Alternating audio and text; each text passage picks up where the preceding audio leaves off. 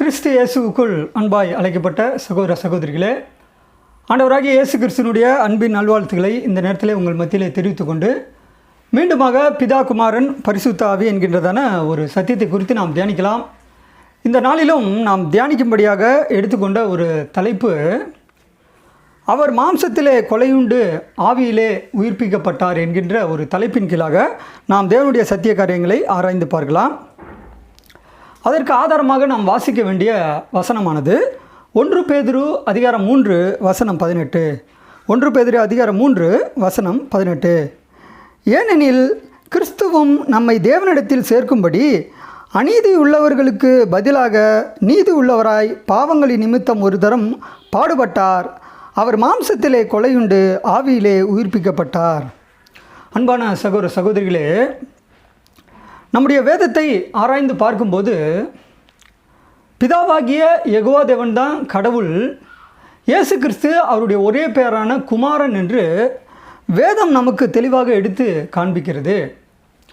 இப்போ இன்றைக்கு அநேக கிறிஸ்தவர்கள் இயேசு கிறிஸ்துவை எப்படி விசுவாசிக்கிறார்கள் அப்படின்னா, இயேசு கிறிஸ்து தான் கடவுள், இயேசு கிறிஸ்து தான் யெகோவா தேவன் என்று அநேகர் தவறாக நினைக்கிறார்கள். அப்போ பாருங்கள், ஒரு சில வசனத்தை மட்டும் அவங்க முன்னாடி வைக்கிறாங்க.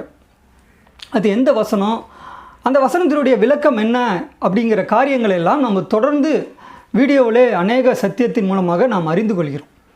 அப்போ பாருங்கள், அந்த அடிப்படையில் இன்றைக்கு நம்ம பார்க்கக்கூடிய ஒரு வசனம் என்ன அப்படின்னா, அவர் மாம்சத்திலே கொலையுண்டு ஆவியிலே உயிர்ப்பிக்கப்பட்டார் அப்படின்னு நம்ம வாசிக்க கேட்டோம். இப்போ இந்த ஒரு பாடத்தினை நம்ம 2 அல்லது 3 பகுதிகளாக பிரித்து நம்ம தியானிக்க போகிறோம். அப்போ பாருங்கள், இன்றைக்கு இயேசு கிறிஸ்துவை பற்றி அநேக கிறிஸ்தவர்கள் எப்படி விசுவாசிக்கிறார்கள் அப்படின்னா, இயேசு கிறிஸ்து தான் கடவுள், இயேசு கிறிஸ்து தான் பழைய ஏற்பாட்டிலே சொல்லப்பட்ட அந்த யெகோவா தேவன் இயேசு கிறிஸ்து தான் அப்படின்னு அநேகர் தவறாக நினைக்கிறார்கள். இப்போ கடவுள் ஒருவர் இருந்தால் அவர் மரிக்கக்கூடியவரா?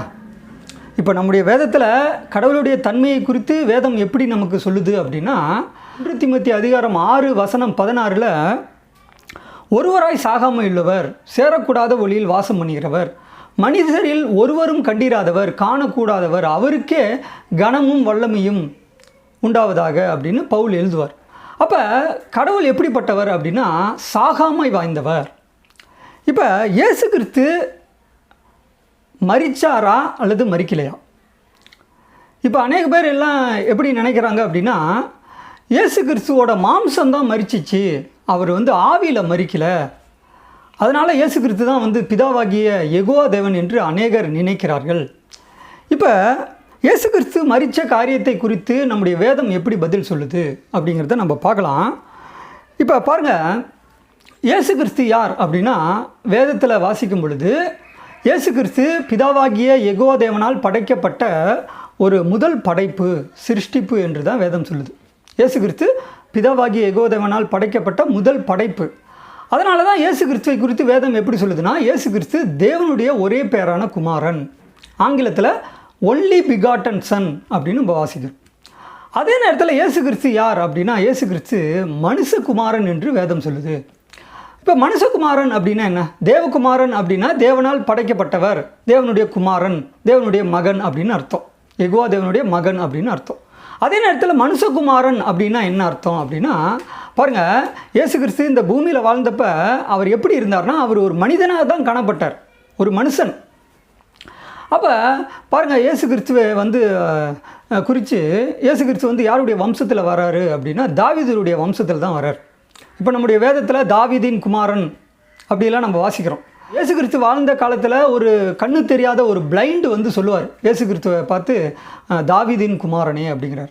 அப்படின்னா என்ன அர்த்தம் அப்படின்னா, இயேசு கிறிஸ்து மனிதனுடைய வம்சாவளியில் வரார், அதனால தான் மனுஷகுமாரன் என்று வேதம் சொல்லுது. அப்போ பாருங்கள், இயேசு கிறிஸ்து தேவனுடைய ஒரே பேரான குமாரன், அதே நேரத்தில் அவர் ஒரு மனுஷன், அதனால் அவர் மனுஷகுமாரன் என்று வேதம் சொல்லுது. இப்போ கவனித்து பார்த்தீங்கன்னா, இப்போ நம்மளாம் யார் அப்படின்னா நம்ம பாவிகள். அப்போ நம்மளை மீட்க வேண்டும், ரட்சிக்க வேண்டும் என்பதற்காக பிதாவாகிய தேவன் தன்னுடைய சொந்த குமாரன் என்றும் பாராமல் நமக்காக பலியாக ஒப்பு கொடுத்தார். அப்போ பலியானது நமக்காக மரித்தது யார் அப்படின்னா, யெகோவா தேவனுடைய குமாரன் யார்? இயேசு கிறிஸ்து தான் நமக்காக மரிச்சிருக்கார் என்று வேதம் சொல்லுது. இப்போ கவனித்து பார்த்திங்கன்னா, இப்போ நம்மெல்லாம் பாவிகள். ஆனால் இயேசு கிறிஸ்து எப்படிப்பட்டவர்? அவர் வந்து பாவம் இல்லாதவர், பாவம் அறியாதவர். ஏன் அப்படின்னா பாருங்கள், ஒரு வசனத்தில் நம்ம வாசிக்கலாம். யோவான் அதிகாரம் 10 வசனம் 36. யோவான் அதிகாரம் 10 வசனம் 36.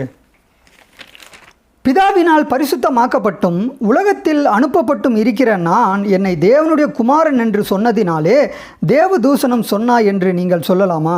பாருங்கள், பிதாவினால் பரிசுத்தமாக்கப்பட்டும் உலகத்தில் அனுப்பப்பட்டும் இருக்கிற நான். அப்போ இயேசு கிறிஸ்து யாருன்னா பிதாவாகிய யெகோவா தேவனால் பரிசுத்தமாக்கப்பட்டவர். அப்போ இயேசு கிறிஸ்து எப்படின்னா அவர் பிதாவாகிய யெகோவா தேவனால் பரிசுத்தமாக்கப்பட்டவர். அதனால் இயேசு கிறிஸ்து இந்த பூமியில் எப்படி இருந்தார்னா பரிசுத்தமான வாழ்க்கையை வாழ்ந்தவர். அப்போ நம்மளாம் யார் அப்படின்னா நம்மளாம் பாவிகள். அப்போ பாருங்கள், இயேசு கிறிஸ்து நமக்காக மரித்தார் என்று வேதம் சொல்லுது. இப்போ இயேசு கிறிஸ்து கடவுள் ஒருவர் இருந்தால் அவர் வந்து சாகாமை வாய்ந்தவர். சாகாமைனா அவர் மரிக்கக்கூடியவர் அல்ல. ஆனால் இயேசு கிறிஸ்து இப்போ மரிச்சிருக்காரு அப்படின்னா இயேசு கிறிஸ்து எப்படி கடவுளாக இருக்க முடியும்?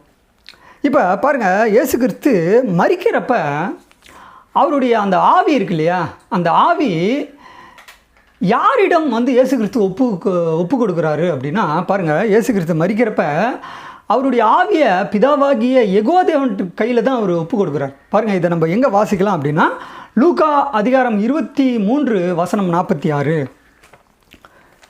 இயேசு, பிதாவே உம்முடைய கைகளில் என் ஆவியை ஒப்புவிக்கிறேன் என்று மகா சத்தமாய் கூப்பிட்டு சொன்னார். இப்படி சொல்லி ஜீவனை விட்டார். அன்பான சகோதர சகோதரிகளே, இப்போ பாருங்கள், இயேசு கிறிஸ்து மரிக்கிறப்ப அவருடைய ஆவியை யாருடைய கையில் ஒப்பு கொடுக்குறாரு அப்படின்னா பாருங்கள், இயேசு, பிதாவே உம்முடைய கைகளில் என் ஆவியை ஒப்புவிக்கிறேன் என்று மகா சத்தமாய் கூப்பிட்டு சொன்னார். இப்படி சொல்லி ஜீவனை விட்டார். இப்போ நீங்கள் தான் சொல்லணும், இயேசு கிறிஸ்து மரிச்சிருக்காரா இல்லையா? ஏன்னா ஆவியை வந்து பிதாவாகிய தேவன் கையில் கொடுத்த பிறகு இயேசு கிறிஸ்து என்ன ஆகிறாரு? ஜீவனை விட்டார். அப்படின்னா என்ன? இயேசு கிறிஸ்துனுடைய உயிர் போயிடுது. அப்படின்னா இயேசு கிறிஸ்து என்ன ஆகிறாரு? மரிச்சிட்டாரு அப்படின்னு தான் வேதம் சொல்லுது. பாருங்கள், இன்றைக்கு அநேக பேர் என்ன நினைக்கிறாங்கன்னா, இயேசு கிறிஸ்துவை கடவுள் என்று விசுவாசிக்கக்கூடிய அநேக கிறிஸ்தவர்கள், பெரிய பெரிய போதகர்கள் எல்லாம் என்ன நினைக்கிறாங்க அப்படின்னா, இயேசு கிறிஸ்து வந்து மாம்சம்தான் மரிச்சிச்சு, அவர் வந்து ஆவியில் அவர் மரிக்கலை, அவர் வந்து மாம்சம் மட்டும்தான் மரிச்சிச்சு, அவர் ஆவியில் உயிரோடு தான் இருக்கிறாரு, அதனால் இயேசு கிறிஸ்து தான் யெகோவா தேவன், இயேசு கிறிஸ்து தான் கடவுள் அப்படின்னு அநேக கிறிஸ்தவர்கள் போதகர்கள் நினைக்கிறாங்க. இப்போ பாருங்கள், இதை குறித்து வேதம் எப்படி சொல்லுது? இயேசு கிறிஸ்து மரிச்சாரு அப்படின்னா எப்படி? பாருங்கள், இப்போ நமக்கு நம்முடைய வேதத்தில் பாருங்கள், இந்த கான்செப்டை வச்சு, அதாவது இயேசு கிறிஸ்து மரிக்கிறப்ப அவருடைய ஆவியை வந்து பிதாவாகிய தேவன் கையில் தான் ஒப்பு கொடுக்குறாரு. ஒப்பு கொடுத்த பிறகு இயேசு கிறிஸ்து என்ன ஆயிட்டார்? ஜீவனை விட்டார். அப்படின்னா என்ன? இயேசு கிறிஸ்து மரிச்சிட்டார் அப்படின்னு தான் வேதம் சொல்லுது. இந்த ஒரு கருத்தை வலியுறுத்தி நம்முடைய வேதத்தில் ஒரு வசனம் காணப்படுகிறது. அது எந்த வசனம் அப்படின்னா பாருங்கள், ஸ்தேவான் வந்து மரிக்கிறார் இல்லையா? ஸ்தேவான் மரிக்கிறப்ப அவருடைய ஆவியை யார் கையில் கொடுக்குறாரு அப்படின்னா கர்த்தராகிய இயேசு கிறிஸ்து கையில் தான் அவர் கொடுக்குறார். பாருங்கள், இதை நம்ம எங்கே வாசிக்கலாம் அப்படின்னா அப்போஸ்தலர் அதிகாரம் 7 வசனம் 59. அப்போஸ்தலர் அதிகாரம் 7 வசனம் 59. அப்பொழுது கர்த்தராகிய இயேசுவே என் ஆவியை ஏற்றுக்கொள்ளும் என்று ஸ்தேவான் தொழுது கொள்கையில் அவனை கல்லெறிந்தார்கள். அன்பான சகோதர சகோதரிகளே, இப்போ பார்த்தீங்கன்னா ஸ்தேவான் வந்து ஸ்தேவானுடைய ஆவியை ஸ்தேவான் வந்து யார் கையில் கொடுக்குறாரு அப்படின்னா கர்த்தராகிய இயேசு கிறிஸ்துவே என் ஆவியை ஏற்றுக்கொள்ளும். அப்போ ஸ்தேவானுடைய ஆவி யார் கையில் கொடுக்கப்பட்டுள்ளது? யார்கிட்ட போய் சேர்ந்துருது? கர்த்தராகிய இயேசு கிறிஸ்துவோட கையில் போய் சேர்ந்துருது. அப்படின்னா ஸ்தேவான் என்ன ஆகிறார்? மரிச்சிட்டார். அதே மாதிரி இயேசு கிறிஸ்துவும் மரிக்கிறார்ப்ப அவருடைய ஆவியை யார் கையில் கொடுக்குறாருன்னா பிதாவாகிய தேவன் கையில் தான் கொடுக்குறாரு. அப்போ ஆவி பிதாவாகிய தேவன் கையில் போயிடுச்சு அப்படின்னா இயேசு கிறிஸ்து என்ன ஆகிறாரு? ஜீவனை விட்டார். அப்படின்னா இயேசு கிறிஸ்து எப்படி? மரிச்சிட்டாரு. அப்போ இயேசு கிறிஸ்து மரித்த காரியத்தை தான் வேதம் தெளிவாக எடுத்து காண்பிக்கிறது. ஆனால் பிதாவாகிய யெகோவா தேவன் சாகாமை வாழ்ந்தவர். சாகாமை வாழ்ந்தவர்னா என்ன? அவர் மரிக்கக்கூடியவர் அல்ல. இதுதான் நம்முடைய வேதத்தில் பிதாவாகிய யெகோவா தேவனை குறித்தும் இயேசு கிறிஸ்துவை குறித்தும் நமக்கு அளிக்கும் ஒரு மிகப்பெரிய ஒரு வித்தியாசம், ஒரு சத்தியம் என்று வேதம் எடுத்து நமக்கு காண்பிக்கிறது. அன்பான சகோதர சகோதரிகளே, அது மாத்திரமல்லாமல் இப்போ இயேசு கிறிஸ்துவோட மாம்சம் தான் மரிச்சிச்சு, ஆவியில் வந்து அவர் வந்து மரிக்கலை அப்படின்னு அநேகர் நினைக்கிறாங்க. இப்போ இயேசு கிறிஸ்து யார் அப்படின்னா, இயேசு கிறிஸ்து தேவனுடைய ஒரே பேரான குமாரன். அதே நேரத்தில் இயேசு கிறிஸ்து ஒரு மனிதனாக தான் காணப்பட்டார். இப்போ நம்மளாம் சுவாசிக்கிறோம் அப்படின்னா, நம்ம சுவாசிக்கிற அந்த சுவாசம் வந்து யார் கையில் போய் சேருது? நம்ம மரிக்கிறோம் அப்படின்னா நம்முடைய சுவாசம், நம்முடைய ஆவி யாருடைய கையில் போய் சேருது அப்படின்னா, பாருங்கள், பரலோகத்தில் அநேக தேவதூதர்கள், கேருபீன்கள், சேராபீன்கள் காணப்படுகிறார்கள். அதே நேரத்தில் பூமியில் வாழக்கூடிய எல்லா ஜீவன்கள், உயிரினங்களுடைய சுவாசம் இருக்கு இல்லையா, அந்த ஆவி, அதெல்லாம் யாரிடம் கடைசியாக போய் சேர்கிறது? ஆவிகளுக்கு, அதாவது இது யார் இந்த ஆவியை கொடுத்தவர், நமக்கு இந்த ஜீவனை, இந்த உயிரை கொடுத்தவர் யார் அப்படின்னா, பாருங்கள், பிதாவாகிய யெகோவா தேவன் தான் எல்லாருடைய ஆவியையும் அவர் தான் வச்சிருக்கார். அதனால்தான் அவர் ஆவிகளின் பிதா என்று அழைக்கிறது, இந்த வேதம் அழைக்குது. அப்போ எல்லாவற்றையும் படைத்தவர் யாருன்னா பிதாவாகிய யெகோவா தேவன். இப்போ பாருங்கள், இதை வேத வசனத்தின் மூலம் நம்ம எப்படி உறுதிப்படுத்த முடியும் அப்படின்னா, பாருங்கள், பிரசங்கி அதிகாரம் 12 வசனம் 7. பிரசங்கி அதிகாரம் 12 வசனம் 7. இவ்விதமாய் மண்ணானது தான் முன்னிருந்த பூமிக்கு திரும்பி, ஆவி தன்னை தந்த தேவனிடத்திற்கு மறுபடியும் போகாததற்கு முன்னும் அவரை உன் வாலிப பிரயாத்திலே நினை. அன்பான சகோதர சகோதரிகளே, இப்போ ஆதாமா தேவன் வந்து எப்படி படைக்கிறார் அப்படின்னா, மண்ணால் தான் படைக்கிறார். இப்போ ஆதியாகமம் புஸ்தகத்தில் நம்ம வாசிக்கிறோம். ஆதியாகமம் அதிகாரம் 2 வசனம் 7. தேவனாகிய கர்த்தர் மனுஷனை பூமியின் மண்ணினாலே உருவாக்கி ஜீவ சுவாசத்தை அவன் நாசியிலே ஊதினார், மனுஷன் ஜீவ ஆத்துமாவானான் அப்படின்னு நம்ம வாசிக்கிறோம். அப்போ இந்த நமக்குள்ளே என்ன இருக்குன்னா, நம்மளாம் யார் அப்படின்னா, நம்ம மண்ணால் படைக்கப்பட்ட மனிதன் யார்? ஆதாமுடைய வம்சத்தில் வந்தவங்க. அப்போ நம்முடைய சரீரம் என்ன அப்படின்னா, நம்முடைய சரீரம் மண்ணுக்கு திரும்புகிறது.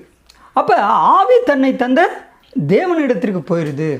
அப்போ நம்ம மரிக்கிறப்ப என்ன நடக்குது அப்படின்னா, நம்மளுடைய சரீரம் மரித்த பிறகு மண்ணுக்கு போயிடுது.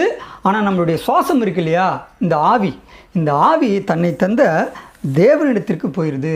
அப்போ எல்லாருடைய ஆவியும் சுவாசமும் கடைசியாக யாரிடம் போய் சேருது அப்படின்னா, எல்லாவற்றையும் உண்டாக்கின சர்வ வல்லமையுள்ள பிதாவாகிய யெகோவா தேவன் கையில் தான் போய் சேருது. அப்போ அவர் தான் எல்லாவற்றையும் உண்டாக்கினவர், படைத்தவர் என்று வேதம் எடுத்து நமக்கு காண்பிக்கிறது. இன்னும் சில வசனத்தை வாசிக்கலாம். பாருங்கள், யோபு அதிகாரம் 34 வசனம் 14. யோபு அதிகாரம் 34 வசனம் 14. அவர் தம்முடைய இருதயத்தை அவனுக்கு விரோதமாக திரும்பினாராகில் அவனுடைய ஆவியையும் அவனுடைய சுவாசத்தையும் தம்மிடத்தில் இழுத்து கொள்ளுவார். பார்த்தீங்களா? இப்போ மனிதன் மரித்த பிறகு அந்த சுவாசமும் ஆவியும் எங்கே போய் சேருது? எல்லாவற்றையும் உண்டாக்கின பிதாவாகிய யெகோவா தேவன் கையில் தான் போய் சேருது. அப்போ பாருங்கள், இன்னும் கடைசியாக ஒரு வசனத்தை நம்ம வாசிக்கலாம். எபிரேயர் அதிகாரம் 12 வசனம் 9. எபிரேயர் அதிகாரம் 12 வசனம் 9.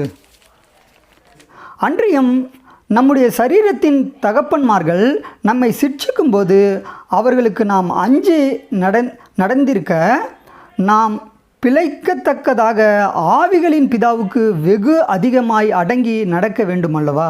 பார்த்தீங்களா? இந்த இடத்துல ஆவிகளின் பிதா என்று நம்முடைய வேதம் யாரை சொல்லுது அப்படின்னா, யெகோவா தேவனை தான் சொல்லுது. அப்போ எல்லாருடைய ஆவியும் அந்த சுவாசமும் மரிக்கிறப்ப என்ன ஆயிடுது, யாரிடம் போய் சேருது அப்படின்னா, எல்லாவற்றையும் உண்டாக்கின உரிமையாளர். இந்த சுவாசம்லாம் யாருக்கு சொந்தம்? யார் வந்து எல்லாவற்றையும் படைத்த சிருஷ்டிகர், படைப்பாளர் யார்? யெகோவா தேவன், பிதாவாகிய யெகோவா தேவன். அவர் கையில் தான் எல்லாருடைய ஆவியும் போய் சேருது. அந்த நேரத்தில் மனுஷன் என்ன ஆயிடுறான்? மரித்த நிலைமைக்கு வந்துடுறான். இப்போ நமக்கு ஒரு கேள்வி வரும். அப்போ எல்லாரும் மரிக்கிறப்ப அந்த சுவாசம் ஆவி வந்து யாரிடம் போய் சேருது அப்படின்னா, யெகோவா தேவனுடைய கையில் போயிடுது. அப்போ எல்லாம் மரிச்சிடறோம். இப்போ இந்த ஸ்தேவான் வந்து ஏன் வந்து மரிக்கிறப்ப கர்த்தராகிய இயேசு கிறிஸ்துனுடைய கையில் ஸ்தேவான் வந்து அவருடைய ஆவியை கொடுக்கணும்? யெகோவா தேவன் தான் ஆவிகளின் பிதா.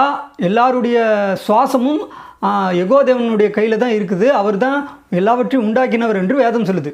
அப்படி இருக்கப்போ ஸ்தேவான் எதற்காக கர்த்தராகிய இயேசு கிறிஸ்துவே என் ஆவியை ஏற்றுக்கொள்ளும் என்று ஸ்தேவான் ஏன் சொன்னார் அப்படின்னா பாருங்கள், இது ஒரு மிகப்பெரிய ரகசியமான ஒரு சத்தியம்.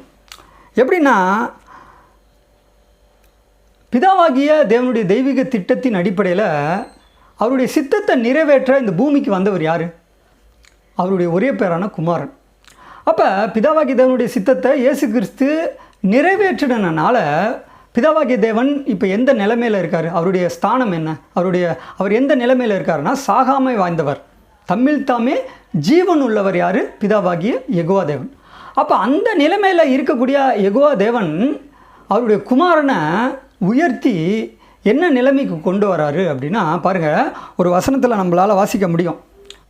யோவான் அதிகாரம் 5:26 பிதாவானவர் தம்மில் தாமே ஜீவன் உள்ளவராய் இருக்கிறது போல குமாரனும் தம்மில் தாமே ஜீவன் உடையவராய் இருக்கும்படி அருள் செய்திருக்கிறார். பார்த்தீங்களா? அப்போ பிதாவோட சித்தத்தை இயேசு கிறிஸ்து நிறைவேற்றினார். அதனால் பிதாவாகிய தேவன் குமாரனுக்கு என்ன ஸ்தானத்தை, ஒரு நிலைமையை கொடுக்குறாருன்னா, பிதாவாகிய தேவன் என்ன நிலைமையில் இருக்கார்? தம்மில் தாமே ஜீவன் உள்ளவர். அதே நிலையை இயேசு கிறிஸ்துவுக்கு கொடுக்குறார். அதான் பிதாவானவர் தம்மில் தாமே ஜீவன் உடையராய் இருக்கிறது போல குமாரனும் தம்மில் தாமே ஜீவன் உடையராய் இருக்கும்படி அருள் செய்திருக்கிறார். அப்போ அருளை செய்தவர் பிதாவாகிய யெகோவா தேவன். அந்த அருளை பெற்றுக்கொண்டவர் யார்? குமாரனாகிய இயேசு கிறிஸ்து. இதனால தான் ஸ்தேவான் கர்த்தராகிய இயேசு கிறிஸ்துவோட கையில் அவருடைய ஆவியை ஒப்பு கொடுக்கிறார். இப்படிப்பட்ட ரகசியமான சத்தியத்தை நாம் புரிந்து கொள்ள வேண்டும் என்பதற்காக தேவன் இந்த வேதத்தில் நமக்கு வெளிப்படுத்தக்கூடிய ஒரு சத்தியம் என்ன அப்படின்னா, 2 வசனம் மிக தெளிவாக நமக்கு எடுத்து காண்பிக்கிறது. அந்த வசனத்தை நம்ம வாசிக்கலாம். பாருங்கள், 1 யோவான் அதிகாரம் 5:11. 1 யோவான் அதிகாரம் 5:11. தேவன் நமக்கு நித்திய ஜீவனை தந்திருக்கிறார், அந்த ஜீவன் அவருடைய குமாரனில் இருக்கிறது என்பதே அந்த சாட்சியாம். பார்த்தீங்களா? தேவன் நமக்கு என்ன தந்திருக்காருன்னா நித்திய ஜீவனை தந்திருக்கிறாரு. அந்த ஜீவன் அவருடைய குமாரனில், குமாரன் யார்? இயேசு கிறிஸ்துவுக்குள் இருக்கிறதென்பதே அந்த சாட்சியாகும். பார்த்தீங்களா? அப்போ பிதாவானவர் தம்மில் தாமே ஜீவனுடையராக இருக்கும்படி இருக்கிறது போல குமாரனுக்கும் அந்த தமிழ் தாமே ஜீவனுடையவர் அப்படிங்கிற அந்த நிலைமையை தேவன் இயேசு கிறிஸ்துவுக்கு கொடுத்து உயர்த்திட்டார். அதனால் பாருங்கள், தேவன் நமக்கு நித்திய ஜீவனை தந்திருக்கிறார், அந்த ஜீவன் அவருடைய குமாரனில் இருக்கிறது என்பதே அந்த சாட்சியாம். பாருங்கள், இப்படிப்பட்ட சத்தியத்தை தான் அப்போஸ்தலனாகிய பவுல் மிக அழகாக நம்முடைய வேதத்தில் எழுதுகிறார். கொலோசியர் அதிகாரம் 3:3 வாசிக்க கேட்போம். கொலோசியர் அதிகாரம் 3:3. ஏனென்றால் நீங்கள் மரித்தீர்கள், உங்கள் ஜீவன் கிறிஸ்துவுடனே தேவனுக்குள் மறைந்திருக்கிறது. பார்த்தீங்களா? ஏனென்றால் நீங்கள் மரித்தீர்கள், உங்கள் ஜீவன் கிறிஸ்துவுடனே தேவனுக்குள் மறைந்திருக்கிறது. அன்பான சகோதர சகோதரிகளே, இப்போ எல்லாருடைய சுவாசம் ஆவி மரிக்கிறப்ப தேவன் கையில் தான் போய் சேருது. அப்படின்னா அவர் தான், யெகோவா தேவன் தான் ஆவிகளின் பிதா. என்றாலும் ஸ்தேவான் மரிக்கிறப்ப இயேசு கிறிஸ்துவோட கையில் ஆவியை கொடுக்குறாரு அப்படின்னா என்ன அர்த்தம்? ஏன் கொடுக்குறாரு அப்படின்னா, பிதாவாகிய தேவன் இயேசு கிறிஸ்துவுக்கு அந்த நிலைமையை கொடுத்துருக்கார். தமிழ் தாமே ஜீவன் உள்ளவர் அப்படிங்கிற நிலைமையை குமாரனுக்கு கொடுத்துருக்கார். அதனால தான் இந்த 2 வசனத்தின் மூலம் அந்த மிக அழகாக நம்ம பார்க்குறோம். பாருங்கள், நீங்கள் மரித்தீர்கள், உங்கள் ஜீவன் கிறிஸ்துவுடனே தேவனுக்குள் மறைந்திருக்கிறது. இதனால தான் இயேசு கிறிஸ்து இந்த பூமியில் வாழ்ந்தப்போ சொல்கிறார், நானே வழி சத்தியம் ஜீவன், என்னாலே அல்லாமல் ஒருவனும் பிதாவின் இடத்தில் வரான். அப்போ பாருங்கள், இயேசு கிறிஸ்து மரிக்கிறப்ப அவருடைய ஆவியை பிதாவாகிய தேவன் கையில் கொடுக்குறாரு, சொல்லி ஜீவனை விட்டுட்டார். இப்போ பார்த்தீங்கன்னா, இந்த ஆவி அப்படின்னு நம்ம தமிழ் பைபிளில் வாசிக்கிறோம் இல்லையா, இதோட ஒரிஜினல் மீனிங் என்ன அப்படின்னா பாருங்கள், இது ஒரிஜினலில், அதாவது கிரேக்க மொழியில் எப்படின்னா இதோட வார்த்தை பெயர் நம்ம தமிழ் பைபிளில் ஆவி அப்படின்னு வாசிக்கிறோம். ஆனால் கிரேக்க மொழி பைபிளில் எப்படி இருக்குன்னா பாருங்கள், அந்த வார்த்தை நியூமா அப்படின்னு அந்த பொருளுடையது, நியூமா. இதை ஆங்கிலத்தில் எப்படி மொழிபெயர்த்திருக்காங்க அப்படின்னா ஸ்பிரிட்டு, ஹார்ட், மைண்டு, கோஸ்ட்டு, விண்டு, பிரீத் அப்படின்னு ஆங்கிலத்தில் மொழிபெயர்த்திருக்காங்க. தமிழில் எப்படின்னா ஆவி அப்படின்னு மொழிபெயர்த்திருக்காங்க. இப்போ பார்த்தீங்கன்னா, அந்த லூக்கா அதிகாரம் 23:46 இருக்கு இல்லையா, அப்போ இயேசு கிறிஸ்து மரிக்கிறப்ப அவருடைய ஆவியை பிதாவாகிய தேவன் கையில் கொடுக்குறாரு, சொல்லிட்டு ஜீவனை விட்டார் அப்படின்னு நம்ம வாசிக்கிறோம். ஆனால் இன்னும் சில தமிழ் வேதாகமத்தில் நீங்கள் பார்த்தீங்கன்னா, இப்போ பாருங்கள், இது JW அப்படின்னு பைபிள். இது வந்து யெகோவாவின் சாட்சிகள் அமைப்பு வெளியிட்ட ஒரு பைபிள் தான். இந்த பைபிளில் ஆவி அப்படின்னு இருக்காரு. எப்படி இருக்குன்னா பாருங்கள், லூக்கா அதிகாரம் 23 வசனம் 46. இயேசு உரைத்த குரலில், தகப்பனே, என் உயிரை உம்முடைய கைகளில் ஒப்படைக்கிறேன் என்று சொல்லி இறந்து போனார். பார்த்தீங்களா, இயேசு கிறிஸ்து நம்ம தமிழ் பைபிளில் ஆவின்னு இருக்குது. ஆனால் இந்த பைபிள் எப்படி இருக்குன்னா பாருங்கள், இயேசு உரைத்த குரலில், தகப்பனே, என் உயிரை உங்களுடைய கைகளில் ஒப்படைக்கிறேன் என்று சொல்லி இறந்து போனார். பார்த்தீங்களா, அப்போ இயேசு கிறிஸ்து என்ன ஆயிட்டார்? மரிச்சிட்டார். அது மாத்திரமல்லாமல் பாருங்கள், இப்போ ரீசெண்டாக வெளியிட்ட அந்த திருவிவிலியம் அப்படின்னு சொல்லக்கூடிய இந்த பைபிள்லேயும் ஆவி அப்படின்னு இருக்காது, உயிர் அப்படின்னு தான் இருக்கும். பாருங்கள், லூக்கா அதிகாரம் 23 வசனம் 46. தந்தையே, உம் கையில் என் உயிரை ஒப்படைக்கிறேன் என்று இயேசு உரைத்த குரலில் கூறி உயிர் துறந்தார். பார்த்தீங்களா, அப்போ இயேசு கிறிஸ்து என்ன ஆயிறார்? இயேசு கிறிஸ்து மரிச்சிருக்காரு அப்படின்னு தான் வேதம் சொல்லுது. அப்போ அநேக கிறிஸ்தவர்கள் என்ன நினைக்கிறாங்க, தவறாக நினைக்கிறாங்கன்னா, இயேசு கிறிஸ்து மாம்சம் தான் மரிச்சிச்சு, ஆவியில் அவர் மரிக்கலை அப்படின்னு அநேக கிறிஸ்தவர்கள் தவறாக நினைக்கிறார்கள். ஆனால் வேதம் எப்படி சொல்லுதுன்னா, இயேசு கிறிஸ்து நமக்காக என்ன ஆயிருக்கார்? மரிச்சிருக்கார். அப்போ கடவுள் ஒருவர் இருந்தால் அவர் மரிக்கக்கூடியவர் அல்ல, அவர் சாகாமை வாய்ந்தவர். அப்போ சாகாமை வாய்ந்தவர், மரணம் என்கின்ற ஒரு காரியம் நெருங்காத ஒருவர் தான் கடவுள். அவர் யார்? பிதாவாகிய யெகோவா தேவன் மட்டும்தான் சாகாமை வாய்ந்தவர். ஆனால் இயேசு கிறிஸ்து அப்படி அல்ல, அவர் நமக்காக மரித்தவர் என்று தான் வேதம் மிக அழகாக நமக்கு எடுத்து காண்பிக்கிறது. இப்போ பாருங்கள், இயேசு கிறிஸ்து மரித்தார் என்று இந்த வேதம் மிக தெளிவாக உறுதியாக நமக்கு எடுத்து காண்பிக்கிறது. அப்படின்னா என்ன அர்த்தம்? இயேசு கிறிஸ்து கடவுள் இல்லை, கடவுளுடைய ஒரே பேரான குமாரன். இப்போ இயேசு கிறிஸ்து மரிச்சிருக்காரு. மரித்த இயேசு கிறிஸ்துவை எப்படி அவர் வந்து உயிரோடு வந்தார்? அவராக அவர் வந்து உயிர்த்தெழுந்து வந்தாரா, அல்லது இயேசு கிறிஸ்துவை யார் உயிரோடு எழுப்பினார்? இதை குறித்து நம்முடைய வேதம் எப்படி சொல்லுது அப்படின்னா பாருங்கள், முதல்ல இயேசு கிறிஸ்து மரித்தார் அப்படின்னு வேதம் தெளிவாக சொல்லுது. அப்படின்னா இயேசு கிறிஸ்து யார்? கடவுள் இல்லை, அவர் கடவுளுடைய மகன் என்று தான் வேதம் சொல்லுது. அப்போ மரித்த இயேசு கிறிஸ்துவை யார் உயிரோடு எழுப்பினா? இதை குறித்து வேதம் எப்படி சொல்லுதுன்னா பாருங்கள், சில வசனங்களை நம்ம வாசிக்கலாம். அப்போஸ்தலர் அதிகாரம் 2 வசனம் 24-32. தேவன் அவருடைய மரண உபாத்திகளின் கட்டை அவிழ்த்து அவரை எழுப்பினார். பார்த்தீங்களா, தேவன் அவருடைய மரண உபாத்திகளின் கட்டை அவிழ்த்து அவரை எழுப்பினார். அவரைனா யார்? இயேசு கிறிஸ்துவை யார் எழுப்பினார் என்று வேதம் சொல்லுதுன்னா தேவன் தான், பிதாவாகிய யெகோவா தேவன் தான் இயேசு கிறிஸ்துவை எழுப்பினார் என்று வேதம் சொல்லுது. இன்னும் சில வசனத்தை வாசிக்கலாம் பாருங்கள். அதே அதிகாரத்தில் 32வது வசனம், இந்த இயேசுவை தேவன் எழுப்பினார், இதற்கு நாங்கள் எல்லாரும் சாட்சிகளாக இருக்கிறோம். பார்த்தீங்களா, அப்போ இயேசு கிறிஸ்து மரித்தார் என்று வேதம் சொல்லுது. இந்த இயேசுவை தேவன்னா யார்? பிதாவாகிய யெகோவா தேவன் தான் எழுப்பினார் என்று வேதம் சொல்லுது. இதற்கு நாங்கள் எல்லாரும் சாட்சிகளாக இருக்கிறோம். பாருங்கள், தொடர்ந்து இப்படிப்பட்ட ஒரு சத்தியத்தை உறுதிப்படுத்த விதத்தில் அநேக வசனத்தை நம்ம வாசிக்க கேட்போம். அப்போஸ்தலர் அதிகாரம் 3 வசனம் 15. அப்போஸ்தலர் அதிகாரம் 3 வசனம் 15. ஜீவாதிபதியை கொலை செய்தீர்கள், அவரை தேவன் மரித்தோரிலிருந்து எழுப்பினார், அதற்கு நாங்கள் சாட்சிகளாக இருக்கிறோம். பார்த்தீங்களா, ஜீவாதிபதி யார்? இயேசு கிறிஸ்து. அவரை கொலை செய்தீர்கள், அவரை தேவன் மரித்தோரிலிருந்து எழுப்பினார். பார்த்தீங்களா, அப்போ இயேசு கிறிஸ்து மரிச்சிருக்காரு அப்படின்னா அவராகவே அவர் உயிரோடு எழுந்து வரவில்லை. ஆனால் அவர் யார் உயிரோடு எழுப்பினது? அவரை உண்டாக்கின பிதாவாகிய யெகோவா தேவன் தான் அவரை உயிரோடு எழுப்பினார் என்று வேதம் எடுத்து நமக்கு காண்பிக்கிறது. அப்போ எழுப்பினவர் பிதாவாகிய யெகோவா தேவன், எழுப்பப்பட்டவர், அவரால் எழுப்பப்பட்டவர் யார்? அவருடைய குமாரனாகிய இயேசு கிறிஸ்து. இன்னும் சில வசனத்தை வாசிக்கலாம் பாருங்கள். அதே அதிகாரத்தில் 26வது வசனத்தை வாசிக்க கேட்போம். அவர் உங்கள் எல்லாரையும் உங்கள் பொல்லாங்குகளில் இருந்து விலக்கி உங்களை ஆசீர்வதிக்கும்படி தேவன் தம்முடைய பிள்ளையாகிய இயேசுவை எழுப்பி. பார்த்தீங்களா, தேவன் யார்? பிதாவாகிய யெகோவா தேவன் அவருடைய பிள்ளையாகிய இயேசுவை எழுப்பி. அப்போ இயேசு கிறிஸ்துவை எழுப்பினது யார்? பிதாவாகிய யெகோவா தேவன் தான் என்று வேதம் தெளிவாக எடுத்து நமக்கு காண்பிக்கிறது. பாருங்கள், தொடர்ந்து பார்க்கும் பொழுது அப்போஸ்தலர் அதிகாரம் 5 வசனம் 30. நீங்கள் மரத்திலே தூக்கி கொலை செய்த இயேசுவை நம்முடைய பிதாக்களின் தேவன் எழுப்பி. பார்த்தீங்களா, முற்பிதாவான ஆபிரகாம், ஈசாக்கு, யாக்கோப்பு இவங்கெல்லாம் யார்? நம்முடைய முற்பிதாக்கள்.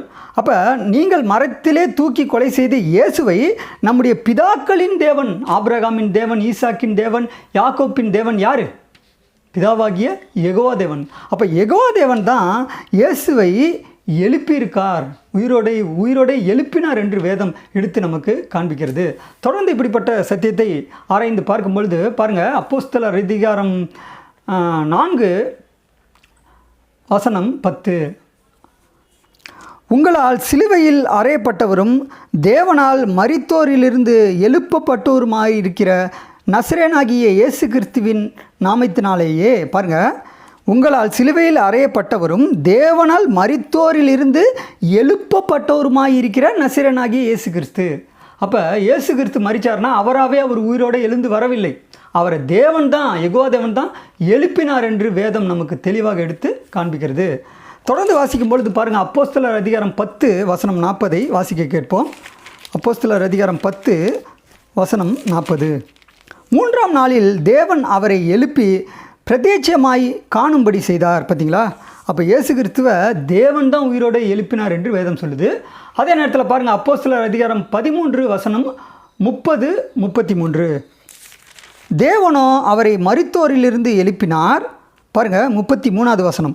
இயேசுவை எழுப்பினதினாலே தேவன் நம்முடைய பிதாக்களுக்கு அருளி செய்த வாக்குத்தத்தத்தை அவர்களுக்கு பிள்ளைகளாகிய நமக்கு நிறைவேற்றினார் என்று நாங்களும் உங்களுக்கு சுவிசேஷமாய் அறிவிக்கிறோம். பார்த்தீங்களா? இப்போ தேவனோ அவரை மரித்தோரிலிருந்து எழுப்பினார். அவரைனா யார்? இயேசு கிறிஸ்துவை யார் எழுப்பினா? தேவன் தான் எழுப்பியிருக்கார். இயேசுவை எழுப்பினதினாலே தேவன் நம்முடைய பிதாக்களுக்கு அருளி செய்த வாக்குத்தத்தம். அப்போ பாருங்கள், இயேசு கிறிஸ்துவை பிதாவாகிய யெகோவா தேவன் தான் உயிரோடு எழுப்பினார் என்று வேதம் நமக்கு அநேக வசனத்தின் மூலம் உறுதியாக எடுத்து காண்பிக்கிறது. தொடர்ந்து வாசிக்கும் பொழுது பாருங்கள், ரோமர் அதிகாரம் 4 வசனம் 24. ரோமர் அதிகாரம் 4 வசனம் 24. நம்முடைய கர்த்தராகிய இயேசு கிறிஸ்துவை மரித்தோரிலிருந்து எழுப்பினவரை விசுவாசிக்கிற நமக்கும் அப்படியே எண்ணப்படும். பாருங்கள், நம்முடைய கர்த்தராகிய இயேசு கிறிஸ்துவை மரித்தோரிலிருந்து எழுப்பினவரை. அப்போ இயேசு கிறிஸ்துவை மரித்தோரிலிருந்து எழுப்பினவர் யார்? பிதாவாகிய யெகோவா தேவன் தான். அப்போ பிதாவாகிய யெகோவா தேவன் இயேசு கிறிஸ்துவை எழுப்பினார். அதனால தான் இயேசு கிறிஸ்து உயிரோடு எழுந்து வந்தார் என்று வேதம் நமக்கு எடுத்து காண்பிக்கிறது. தொடர்ந்து வாசிக்கும் பொழுது பாருங்கள், அப்போ ரோமர் அதிகாரம் 6 வசனம் 4. ரோமர் அதிகாரம் 6 வசனம் 4. மேலும் பிதாவின் மகிமையினாலே கிறிஸ்து மரித்தோரிலிருந்து எழுப்பப்பட்டது போல. பார்த்தீங்களா? பிதாவின் மகிமையினாலே கிறிஸ்து மரித்தோரிலிருந்து எழுப்பப்பட்டது போல. அப்போ கிறிஸ்து மரித்தார்னா அவராகவே உயிரோடு எழுந்து வரவில்லை, அவரை யார் உயிரோடு எழுப்பினது? பிதாவாகிய தேவன் தான் எழுப்பினார் என்று வேதம் அநேக வசனத்தின் மூலம் நமக்கு எடுத்து காண்பிக்கிறது. அதே அதிகாரத்தில் பாருங்கள், 10வது வசனத்தை வாசிக்க கேட்போம். அவர் மரித்தது பாவத்திற்கென்று ஒரு தரம் மரித்தார், அவர் பிழைத்திருக்கிறது தேவனுக்கென்று பிழைத்திருக்கிறார். பார்த்தீங்களா? அப்போ இயேசு கிறிஸ்து மரித்தார்னா அவரை உயிரோடு எழுப்பினது யார்? அவர் பிழைச்சிருக்காருன்னா யார் காரணம்? பிதாவாகிய யெகோவா தேவன் தான் அவரை இயேசு கிறிஸ்து உயிரோடு எழுப்பியிருக்கார் என்று தான் வேதம் எடுத்து நமக்கு காண்பிக்கிறது. தொடர்ந்து வாசிக்கும்போது பாருங்கள், ரோமர் அதிகாரம் 8 வசனம் 11. அன்றையும் இயேசுவை மரித்தோரிலிருந்து எழுப்பினவருடைய ஆவி உங்களில் வாசமாயிருந்தால். பார்த்தீங்களா? அன்றையும் இயேசுவை மரித்தோரிலிருந்து எழுப்பினவருடைய ஆவி. அப்போ எழுப்பினவர் யார்? இயேசு கிறிஸ்து தான் உயிரோடு எழுந்து வந்தாரா? தானாகவே அவர் உயிரோடு எழுந்து வந்தாரா? இல்லை. இயேசு கிறிஸ்து மரித்தார், அவரை பிதாவாகிய யெகோவா தேவன் தான் எழுப்பினார் என்று வேதம் நமக்கு எடுத்து காண்பிக்கிறது. பாருங்கள், ஒரு அதிமுக்கியத்துவம் வாய்ந்த ஒரு வசனம், ரோமர் அதிகாரம் 10 வசனம் 9. ரோமர் அதிகாரம் 10 வசனம் 9. என்னவென்றால், கர்த்தராகிய இயேசு கிறிஸ்துவை நீ உன் வாயினாலே அறிக்கையிட்டு தேவன் அவரை மரித்தோரிலிருந்து எழுப்பினார் என்று உன் இருதயத்திலே விசுவாசித்தால் ரட்சிக்கப்படுவாய். பார்த்தீங்களா? அப்போ இயேசு கிறிஸ்து மரித்தார்னா அவராகவே அவர் உயிரோடே எழுந்து வரவில்லை, அவரை தேவன் தான் என்ன பண்ணியிருக்காரு? உயிரோடே எழுப்பியிருக்காரு. அப்போ பாருங்கள், இப்படிப்பட்ட சத்தியத்தை இன்னும் ஆராய்ந்து பார்க்கும்போது அப்போஸ்தலனாகிய பவுல் இன்னும் அநேக வசனத்தின் மூலம் உறுதியாக நமக்கு எடுத்து சொல்கிறார். பாருங்கள், 1 கொரிந்தியர் அதிகாரம் 6 வசனம் 14. 1 கொரிந்தியர் அதிகாரம் 6 வசனம் 14. தேவன் கர்த்தரை எழுப்பினாரே, நம்மையும் தமது வல்லமையினாலே எழுப்புவார். பார்த்தீங்களா? அப்போ தேவன், கர்த்தர், ஆண்டவர், பிதா என்கின்ற வார்த்தைகள் எல்லாம் பொதுவாக பயன்படுத்தப்பட்டுள்ளது. இந்த இடத்துல பாருங்கள், தேவன் கர்த்தரை எழுப்பினாரே. தேவன்கிறது யார்? பிதாவாகிய யெகோவா தேவன். கர்த்தருங்கிறது யார்? கர்த்தராகிய இயேசு கிறிஸ்து யார்? அவருடைய குமாரன். அப்போ பிதாவாகிய யெகோவா தேவன் இயேசு கிறிஸ்துவை கர்த்தரை எழுப்பினாரே. அப்போ இயேசு கிறிஸ்து மரித்தார் என்றால் அவராகவே அவர் உயிரோடு எழுந்து வரவில்லை, அவரை பிதாவாகிய யெகோவா தேவன் தான் எழுப்பினார் என்று வேதம் நமக்கு அநேக வசனத்தின் மூலம் உறுதிப்படுத்துகிறது. தொடர்ந்து வாசிக்கும் பொழுது பாருங்கள், 2 கொரிந்தியர் அதிகாரம் 4 வசனம் 14. 2 கொரிந்தியர் அதிகாரம் 4 வசனம் 14. கர்த்தராகிய இயேசு கிறிஸ்துவை எழுப்பினவர் எங்களையும் இயேசு கிறிஸ்துவை கொண்டு எழுப்பி உங்களுடனே கூட தமக்கு முன்பாக நிறுத்துவார் என்று அறிந்திருக்கிறோம். பார்த்தீங்களா, கர்த்தராகிய இயேசு கிறிஸ்துவை எழுப்பினவர். அப்போ இயேசு கிறிஸ்து மரித்தார் என்றால் அவரை உயிரோடு எழுப்பினது யார்? பிதாவாகிய யெகோவா தேவன் தான் இயேசு கிறிஸ்துவை உயிரோடு எழுப்பினார் என்று வேதம் நமக்கு எடுத்து காண்பிக்கிறது. அது மாத்திரமல்லாமல் பாருங்கள், இன்னும் சில வசனத்தை வாசிக்கலாம். கொலோசியர் அதிகாரம் 2 வசனம் 12. கொலோசியர் அதிகாரம் 2 வசனம் 12. ஞானஸ்தானத்திலே அவரோடே கூட அடக்கம் பண்ணப்பட்டவர்களாகவும் அதிலே அவரை மரித்தோரிலிருந்து எழுப்பின தேவனுடைய செயலின் மேலுள்ள விசுவாசத்தினாலே அவரோடே கூட எழுந்தவர்களாயும் இருக்கிறீர்கள். பார்த்தீங்களா, அப்போ இயேசு கிறிஸ்து மரித்தார்னா அவரை பிதாவாகிய யெகோவா தேவன் தான் உயிரோடு எழுப்பினார் என்று வேதம் நமக்கு எடுத்து காண்பிக்கிறது. அது மாத்திரமல்லாமல் எபிரேயர் அதிகாரம் 13 வசனம் 20. நித்திய உடன்படிக்கையின் இரத்தத்தினாலே ஆடுகளுடைய பெரிய மெய்ப்பரான நம்முடைய கர்த்தராகிய இயேசு கிறிஸ்துவை மரித்தோரிலிருந்து ஏறி வர பண்ணின சமாதானத்தின் தேவன். பார்த்தீங்களா, அப்போ இயேசு கிறிஸ்துவை மரித்தோரிலிருந்து எழுப்பின சமாதானத்தின் தேவன் யார்? யெகோவா தேவன். அப்போ இயேசு கிறிஸ்து மரித்தார்னா அவராகவே அவர் உயிரோடு எழுந்து வரவில்லை, அவரை தேவன் தான் உயிரோடு எழுப்பினார் என்று வேதம் நமக்கு எடுத்து காண்பிக்கிறது. கடைசியாக 1 பேதுரு அதிகாரம் 1 வசனம் 21. 1 பேதுரு அதிகாரம் 1 வசனம் 21. உங்கள் விசுவாசமும் நம்பிக்கையும் தேவன் மேல் இருக்கும்படி அவரை மரித்தோரிலிருந்து எழுப்பி அவருக்கு மகிமையை கொடுத்தார். பார்த்தீங்களா, உங்கள் விசுவாசமும் நம்பிக்கையும் தேவன் மேல் இருக்கும்படி அவரைனா யார்? இயேசு கிறிஸ்துவை மரித்தோரிலிருந்து எழுப்பி இயேசுவுக்கு மகிமையை கொடுத்தார். அப்போ இயேசு கிறிஸ்துவை உயிரோடு எழுப்பி அவருக்கு மகிமையை கொடுத்தது யார்? பிதாவாகிய யெகோவா தேவன் தான். அப்போ பாருங்கள், இன்றைக்கு அநேக பேர் என்ன நினைக்கிறாங்கன்னா, இயேசு கிறிஸ்துவோட மாம்சம்தான் மரிச்சிச்சு, அவர் ஆவியில் மரிக்கலை அப்படின்னு அநேகர் தவறாக நினைக்கிறார்கள். அப்போ இயேசு கிறிஸ்து மரிக்கிறப்ப என்ன சொல்கிறாரு? பிதாவே, என் ஆவியை உம்முடைய கைகளில் ஒப்பு கொடுக்கிறேன் என்று சொல்லி ஜீவனை விட்டார். அப்போ இயேசு கிறிஸ்து என்ன ஆகிறாருன்னா மரிச்சிடுறாரு.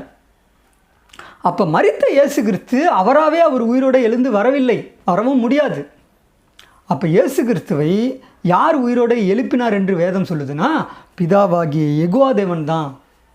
அப்போ பிதாவாகிய யெகோவா தேவன் எப்படிப்பட்டவர்னா சாகாமை வாய்ந்தவர், சேரக்கூடாத ஒளியில் வாசம் பண்ணுகிறவர், மனிதரில் ஒருவரும் கண்டிராதவர், காணக்கூடாதவர், அவருக்கு தான் கனமும் மகிமையும் வல்லமையும் உண்டாவதாக அப்படின்னு வேதம் நமக்கு எடுத்து காண்பிக்கிறது.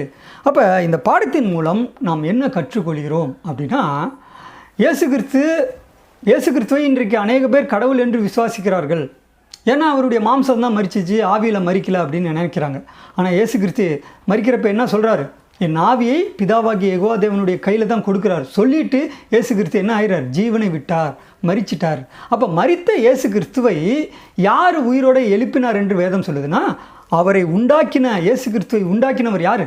பிதாவாகிய யெகோவா தேவன். அப்போ யெகோவா தேவன் தான் இயேசு கிறிஸ்துவை உயிரோடே எழுப்பினார் என்று வேதம் மிக தெளிவாக உறுதியாக அநேக வசனத்தின் மூலம் நமக்கு காண்பிக்கிறது. அப்போ இந்த பாடத்தின் மூலம் நம்ம என்ன கற்றுக்கொள்கிறோம் என்றால், அவர் மாம்சத்திலே கொலையுண்டு ஆவியிலே உயிர்ப்பிக்கப்பட்டார் அப்படின்னு நம்ம வாசிக்கிறோம். அப்படின்னா இயேசு கிறிஸ்து ஆவியிலே உயிர்ப்பிக்கப்பட்டார்னா எப்படி? இயேசு கிறிஸ்துவை யார் உயிரோடு எழுப்பினது? பிதாவாகிய யெகோவா தேவன் தான் எழுப்பினார் என்று வேதம் நமக்கு தெளிவாக எடுத்து நமக்கு காண்பிக்கிறது. பிதாவாகிய யெகோவா தேவனை கடவுள் என்று நாம் விசுவாசிக்க வேண்டும். இயேசு கிறிஸ்துவை அவருடைய ஒரே பேரான குமாரன் என்று நாம் விசுவாசிக்க வேண்டும். தொடர்ந்து இணைந்திருங்கள். இன்னும் அநேக சத்திய காரியங்களை நாம் ஆராய்ந்து பார்க்கலாம். தேவன் நம்மை ஆசீர்வதித்து சகல சத்தியத்திலும் நம்மை வழிநடத்துவாராக. ஆமேன்.